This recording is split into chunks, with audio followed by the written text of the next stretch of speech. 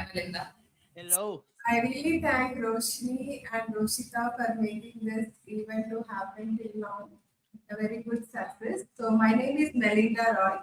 So I will be the host and she is Shruti and my co-host. So now they have handover is this event, Day 2 Global Virtual Summit 2024. So with the same energy and the speaker Nacho is here. So hi Nacho, how are you? This is Melinda Roy. I'm very good. Very good. Nice to meet you. You're getting some vitamin D, is it? Vitamin C? Vitamin D, you're getting some sun.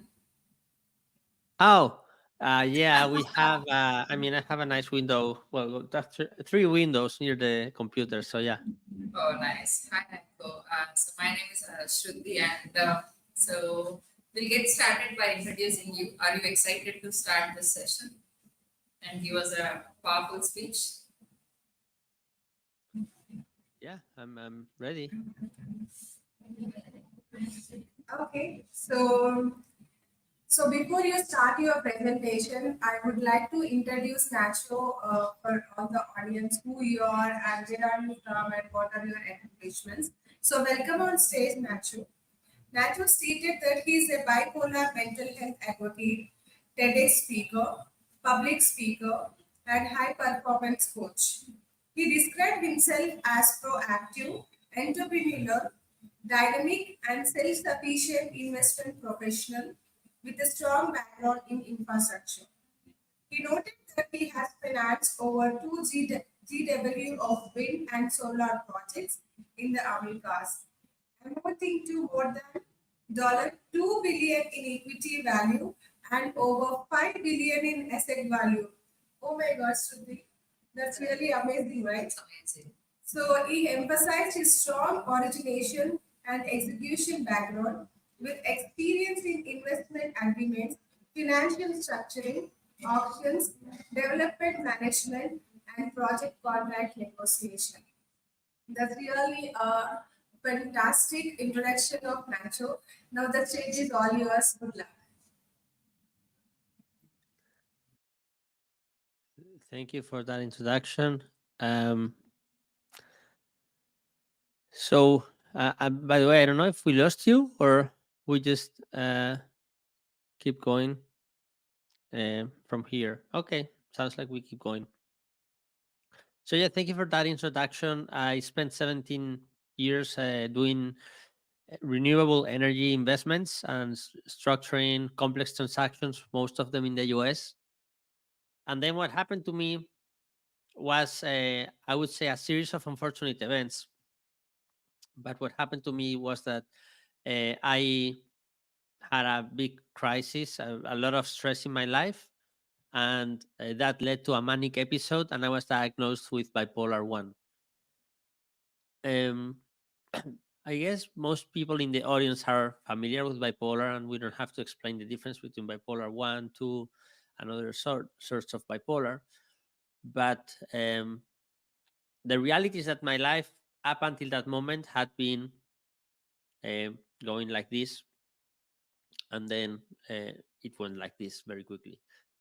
Um, so I experienced a 3-year depression, which include having 4 jobs in 5 different. In the span of 5 years, I had 4 jobs, and there was a time when I was unemployed and laying on the couch and staring at the ceiling for a year. And I kept thinking to myself, what happened to me? What is going wrong in my life? How did I come to this place? And when all these things happen, you feel really ashamed of having a mental illness. That's not who you are. That's not who you think you've been your whole life. And all of a sudden, you have this label, and the label is gonna go with you anywhere you go. So the label must be a secret, because when you're discharged from the hospital, they tell you, this is Privacy Act or whatever. They don't tell anybody. I mean, they tell you be cautious about it. So that is I'm just setting the scene about this talk. And the talk is about neurodiversity at work. And the background that I given, you could learn more on my TEDx talk. The TEDx talk is called "Living Fully with Bipolar Disorder." It was released 4 months ago, and it's getting good traction on YouTube. It's got like 180,000 views by now. So I talk a lot about my personal story and the bipolar connection. As it pertains to neurodiversity, um, let's have a look at the slides here. So neurodiversity, I guess, would be the concept that is opposed to being neuronormative, right? So let's say people can think, oh, I am normal, I don't have any mental condition or mental health issue or something like that. Or there's people that actually have uh, variations in the way their human brain functions.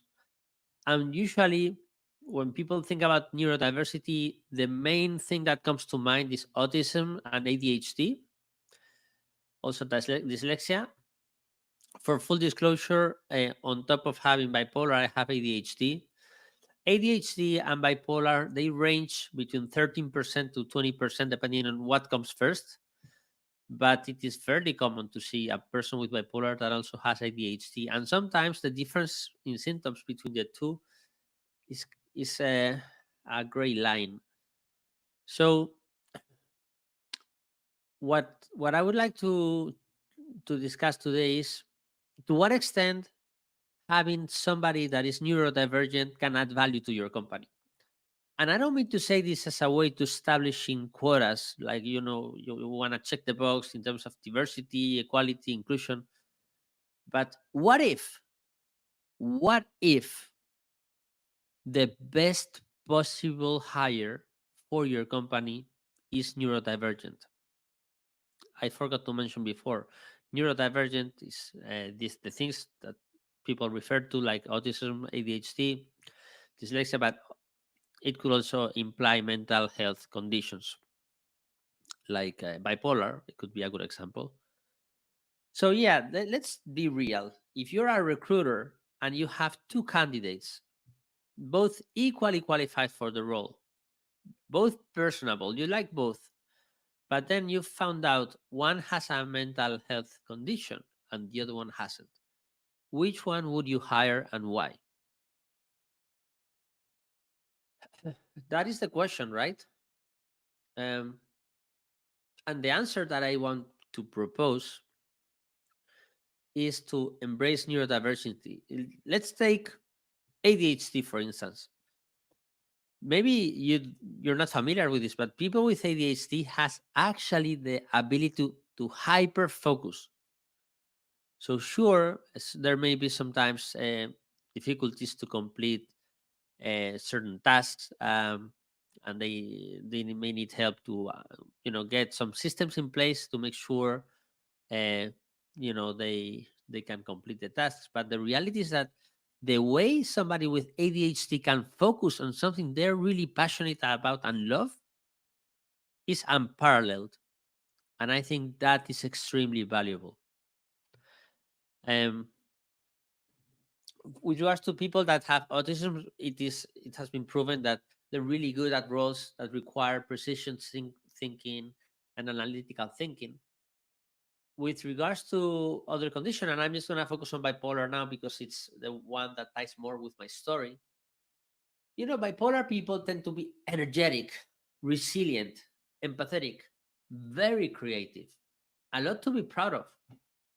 The history of mankind is full of examples of bipolar people or neurodivergent people that changed the world. Winston Churchill, Mahatma Gandhi, Martin Luther King. We're talking about world class leaders that saw things in a different way because of the way they felt. Visionary entrepreneurs and leaders like Steve Jobs or Ted Turner. Artists like Van Gogh, Virginia Woolf. And there's a lot of people these days that actors and for instance, Princess Leia from, or Leia, I don't know if you pronounce it Leia in English, from Star Wars. Carrie Fisher was the actress, and she confessed about her bipolar. I was told recently that Lady Gaga did as well. Britney Spears is well known to be bipolar. These are just some examples. But with bipolar comes this creativity, this access to a realm of maybe additional feelings. I was gonna say some people, this is not technically correct, but it's like having a piano, and the piano has the keys, right? So in this case, you can have a longer, wider piano with more keys on the sides. But the reality is the keys cannot go further in time. Maybe it's the way we feel is so different eventually. So going back to the spectrum of neurodiversity, the reality is that we cannot put people in a box. You cannot say Nacho is bipolar. It would be more precise to say Nacho has bipolar, but still, what does it even mean? What does it say about my dreams, my actions, my ideas? That is what defines who I am. And so I think when we think about, and when I propose to include people that are neurodivergent, I want to focus on, and here we have a slide that talks about the pros and the cons, right? Obviously, there's going to be an out of the box thinker in the team, and that's going to be huge. That's going to be massive. But just taking bipolar as an example, it is true. Maybe the company would need to make it a bipolar friendly place. So statistically speaking, if a person, an average person in the US misses, let's say 7 days a year for whatever reason, sickness, whatever, for bipolar people, that instead of 7 could be 18 days. So, okay, maybe if you're an employer, maybe that's going to be part of the deal. But that's the brilliance that this person brings to the table. Make it worth it? That's the question I would like to pose.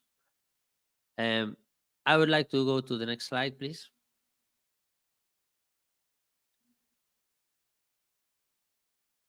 Next slide, please. Our team, our ideas. Thank you.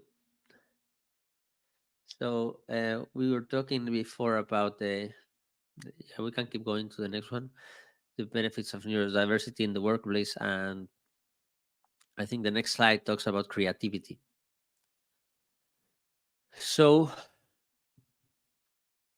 the way bipolar people, and again, I'm just taking bipolar as an example, but the way we think about life, we have a deep wealth of perspectives, because the things that happen to us are probably not very customary, and that entail building a lot of resilience.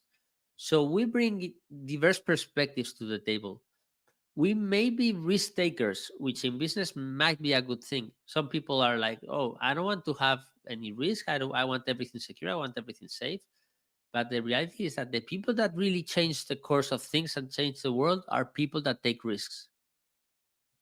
And then in terms of the synergies, neurodivergent people, this is particularly true with bipolar. I think we have the ability to access and enhance parallel thinking framework. So we connect ideas that are unrelated, and this parallel thinking that is very connected to creativity, I think can be very interesting to explore in the context of a company. We can go to the next slide, please.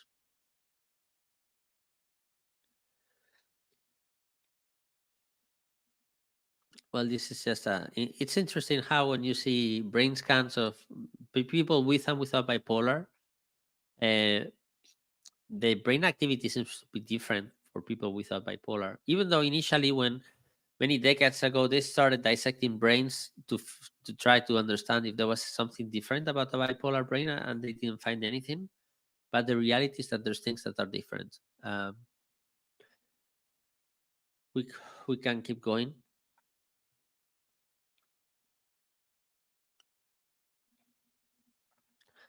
Okay, so how can you increase productivity and performance in the workplace. Just as a way of background, I did some training. It was based on neuroscience, and it was a program put together by Stephen Kotler, that is a renowned expert on this topic. He has 4 New York Times bestselling books, and he works now at what is called the Flow Research Collective, that continues to do more research to understand the science of flow and what makes people get in the zone.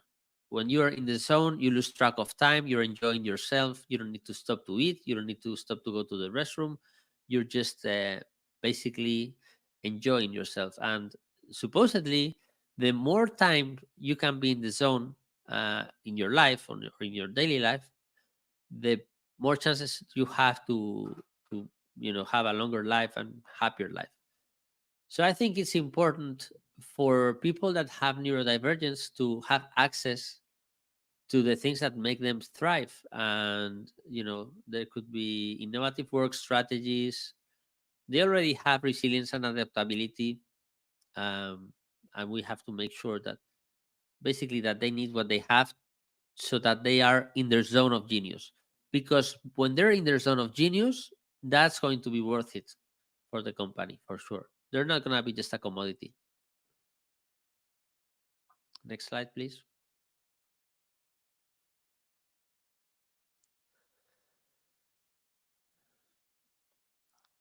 So, well, these are just some concepts that I think are very self-explanatory. Um,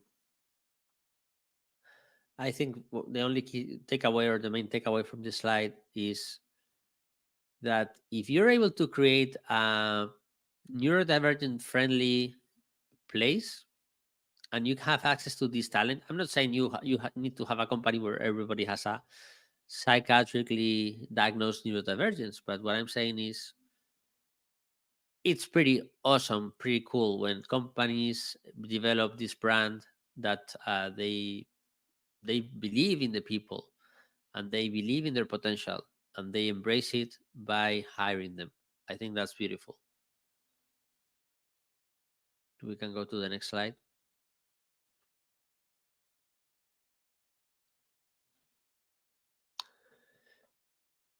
Yeah, we can keep going. So we're going to talk about some challenges that neurodivergent individuals face. What's the next slide?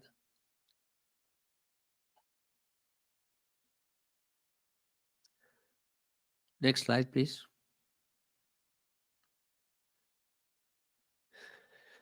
Yeah, so I mean, stigma is a big part, right?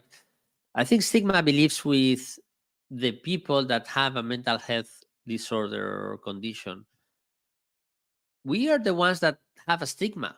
We don't want to be talking about it with other people because we feel ashamed.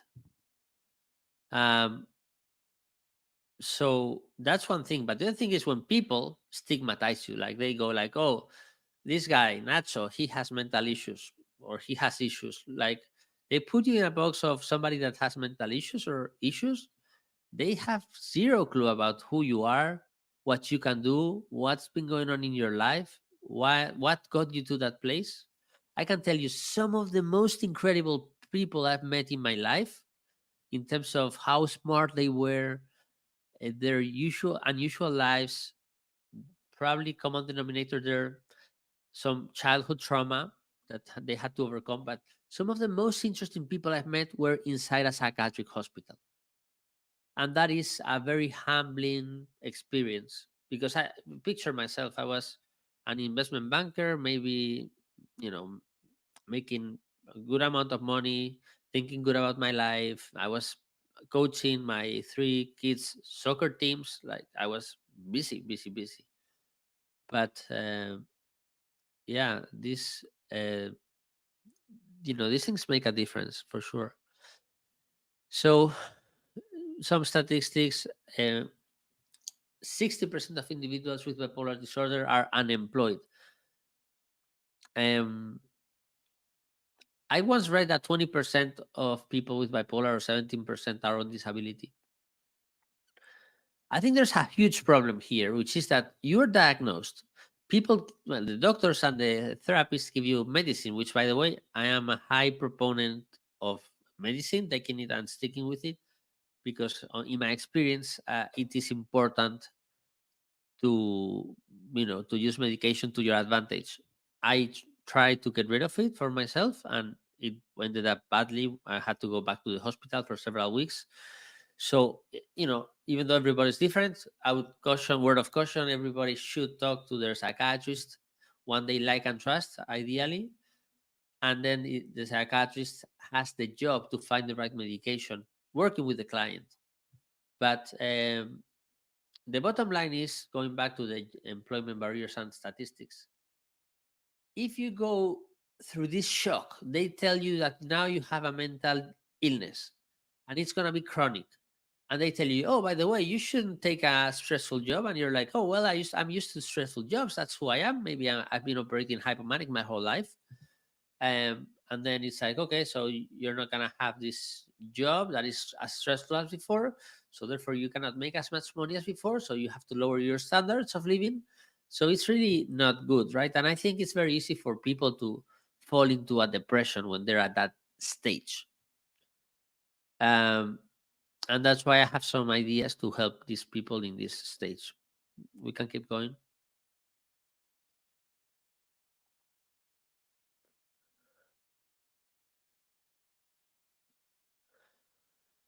So yeah, this idea on this slide is just to convey the fact that the companies and the key decision makers, the leaders of corporates, they have the power to create, let's say, neurodivergent friendly workplaces.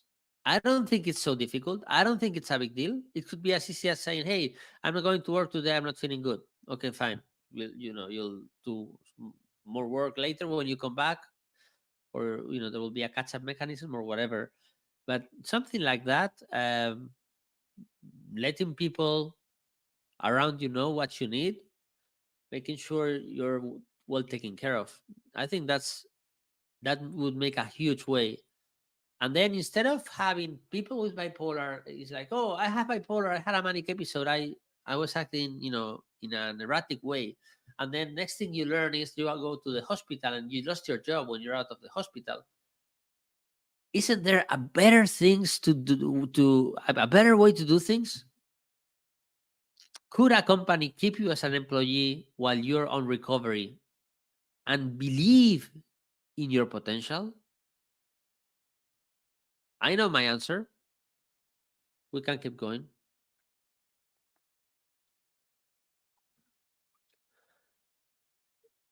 So, well, we talked a little bit about this already. So we can keep going.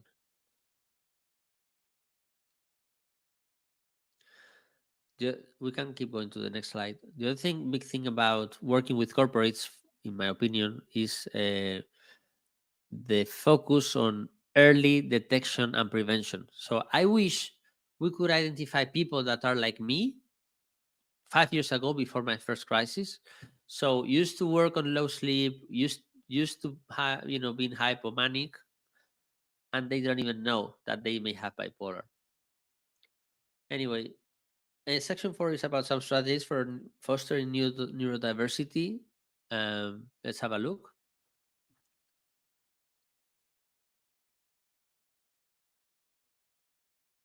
We can move. So, recognizing and valuing the unique strengths of neurodivergent individuals, for sure. We can keep going.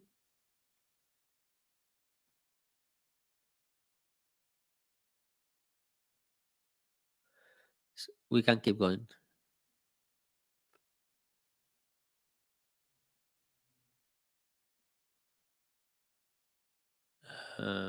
Okay, we lost our team. Well, anyway. Okay, there we are. So there could be training modules, interactive workshops, and ongoing awareness campaigns. I think the concept of the training modules and the interactive workshops would be very interesting. Like, if you could train your coworkers about your condition, that would go a long way. And then interactive workshops, I think, would be amazing. On the ongoing awareness campaigns, one of my nonprofits, which is called Brilliant Bipolars, actually is going to be working on these types of initiatives. So basically giving talks to create awareness around bipolar disorder. Yeah.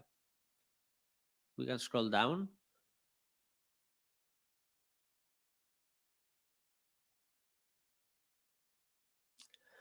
Well, fostering communication, that's the thing about fostering communication with bipolar people is that bipolar people don't like others to know that they have bipolar because they're afraid of what are they going to think of me now. I think the same principle would apply to somebody with a neurodivergence. Um, so that's why in my TEDx talk I propose the concept of radical transparency. I say, let's remove our mask, let's see who we are and what happened to us. It's a we didn't choose, right? We didn't choose to develop a bipolar disorder condition. It just happened. And it's like when you get cancer, when you get hit by a car. Things happen to people all the time in the planet. We just got this one. So anyway, just as closing remarks, I want to encourage companies and corporations and any decision maker that has the power to impact the world. It could be HR people, to be brave enough to find the talent when they wouldn't usually look for it. That's the main message for them. And just as a quick recap on the things I'm doing to work as a as a mental health advocate, and in connection with some coaching, I have 4 initiatives right now going on. The number one is called Ignite Elevate, although I'm rebranding this to High Performance Alliance. This is a team of 30 best in class professionals that can help high achievers, which could be neurodivergent, because a lot of times a neurodivergent person is a high achiever person. So if they want to write a book, build an online course, or launch their podcast, grow their YouTube channel, there's so many things they may want to do. So basically, we are a one-stop shop for them to do that.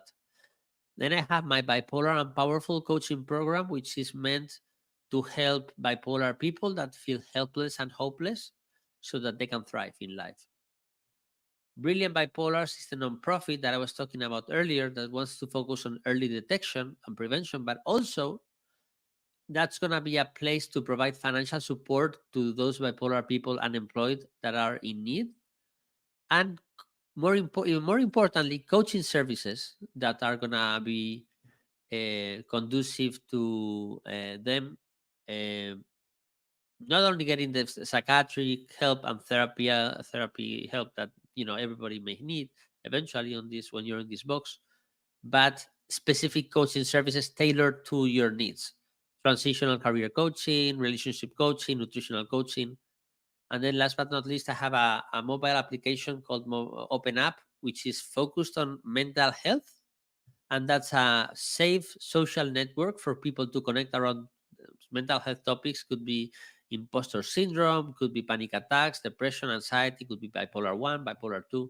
It is for people to connect and also to create a marketplace for these people to find the right professionals to help them. Thank you very much for your time. I hope this was helpful, and I'm happy to answer any questions you may have.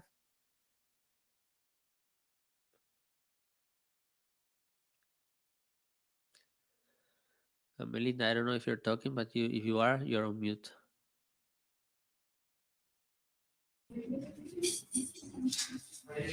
Hi. Thank you so much, Nacho, for the enlightening speech today. So yes, Nacho has please share his email address and the contact card. So I hope everyone has taken the screenshot. And yes, if you have any questions to Nacho, you can reach out to me personally. So thank you so much for joining this Global Virtual Summit 2024. This is Melinda Roy, and this is our co-host Shruti. Please join our next speaker session. Thank you and have a great day. Bye-bye. Thank you. Thank you.